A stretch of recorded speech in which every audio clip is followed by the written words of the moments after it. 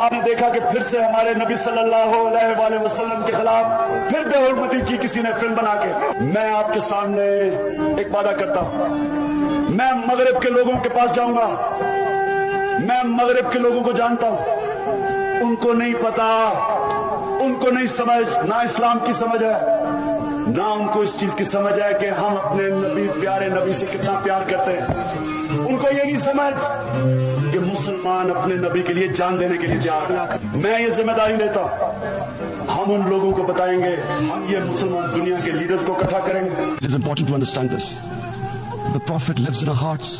When he's ridiculed, when he's insulted, we human beings understand one thing: the pain of the heart is far, far, far more hurtful than physical pain.